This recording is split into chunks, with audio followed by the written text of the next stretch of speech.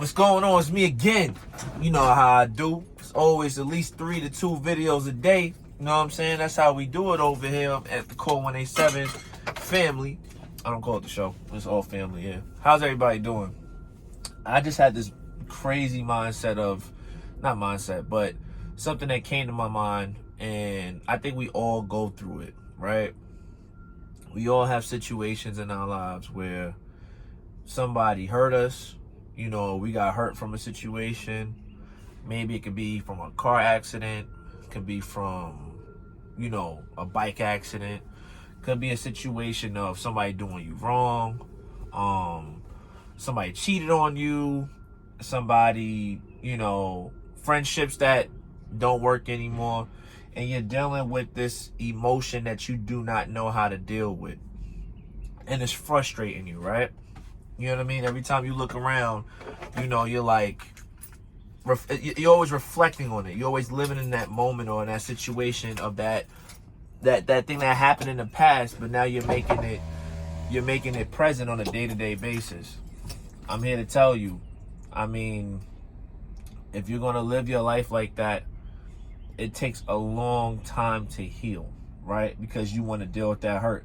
And sometimes, even though no matter how much we don't want to admit it, sometimes living in the hurt feels good for a second. It feels good for a while, but it doesn't move you nowhere. You know, after a while, you start realizing you complain or you try to find other ways to deal with it instead of dealing with it head on.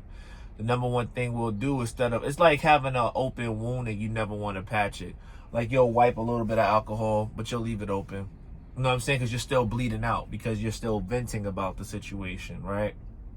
And it's okay for a moment to go ahead and go through that, depending on what the severity of the situation is. Some certain wounds, just like anything, certain wounds are larger than others, and some take more time than others. That's just how that goes, right?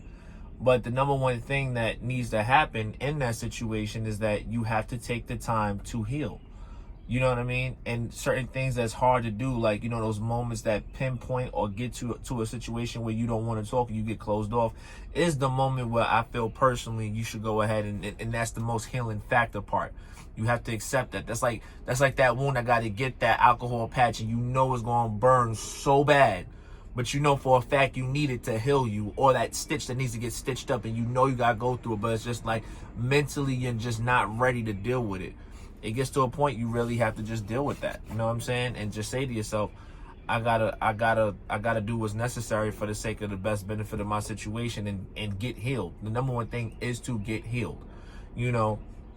And like I said, it may take weeks, it may take months, it may take years.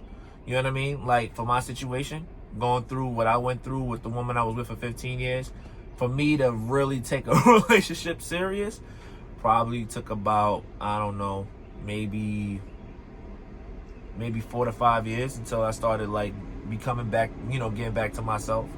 It's the same way if somebody, you know, got into a bad situation where they broke an ankle or broke an arm or something like that. Sometimes that thing may take a little bit more time, but the whole thing is going through the process of getting yourself healed and trying to recover as much as possible, as fast as possible. It's the motive, you know. And I know sometimes it's just like, can we get through it? You know, because of the situations that happened in our lives. Can we, you know, like even people that like you relied on and you thought that they, you know, they was gonna be your ride or die to the end of time, and they end up having a different motive. And then you got to try to say, yo, what happened? Why this person didn't come to me and didn't tell me about these situations? Why he didn't say none of these things? And then you start going through a rabbit hole of the situations of what you could have possibly did if you were there at that moment. And maybe that would have helped out the situation. Let me tell you, if that person didn't want help from there, you might have helped them for that day, but they already had their motive set up for the next following part of that future that you wouldn't have been able to stop them with. You know what I mean? Number one thing you gotta do is pray for them. But you going through it and you having these questions of why they did this to themselves, or why they decided to turn their lights off, and, you know, you get what I'm saying?